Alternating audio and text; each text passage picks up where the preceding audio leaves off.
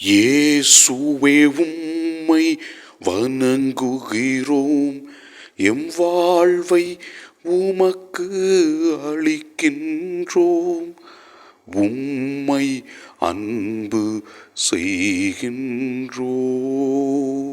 ஆண்டவரே இயேசுவே, நோயாளிகளை குணப்படுத்துகின்ற வல்லமை நிறைந்தவரே, எங்கள் நோய்களை பல வேளைகளிலே தீர்த்தவரே, உம்மை நம்பி வருகின்ற மக்களுக்கு அனைத்தையும் செய்கின்ற வல்லமையானவரே, நாங்கள் உம்மை ஆராதிக்கின்றோம், உமக்கு நன்றி செலுத்துகின்றோம்.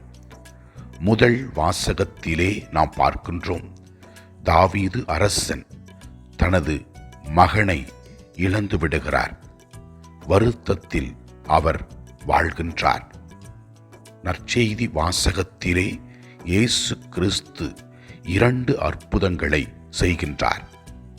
12 ஆண்டுகளாக இரத்தப் போக்கினாலே வாடிய பெண்மணி தனக்கு உள்ளதையெல்லாம் செலவழித்துவிட்டு வருத்தத்தில் இருந்த அவரை, அவருடைய நம்பிக்கையை முன்னிட்டு ஆண்டவர் அவருக்கு சுகத்தை கொடுக்கின்றார். இரண்டாவதாக, இறந்த சிறுமியை ஆண்டவர் இயேசு கிறிஸ்து உயிர் பெற செய்கின்றார். ஆண்டவர் மிகப்பெரிய அற்புதங்களை செய்ய வல்லவர் என்பதை மக்கள் உணர்ந்தார்கள். நம்பிக்கையும் நாம் கடவுளிடத்தில் வரும்பொழுது கண்டிப்பாக அவர் நம் உள்ளத்தின் தேவைகளை அறிந்து நம் வாழ்க்கைக்கு தேவையான எல்லா ஆசீர்வாதங்களை கொடுக்கின்ற ஆண்டவராக இருக்கின்றார். இதோ ஆண்டவரின் அருள் பிரசன்னத்தில் இருக்கிற நாம் நம்பிக்கையோடு நம்முடைய தேவைகளுக்காக ஜெபிப்போம். உடல் நோய் தீர, மன நோய் தீர, கஷ்டங்கள் தீர, குடி நோயால் அவதிப்படுகின்ற நபர்களை ஒப்புக் கொடுத்து சிறப்பாக ஜெபிப்போம்.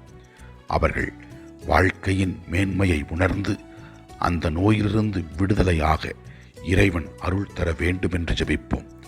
நம்முடைய தனிப்பட்ட தேவைகளுக்காக ஜெபிப்போம்.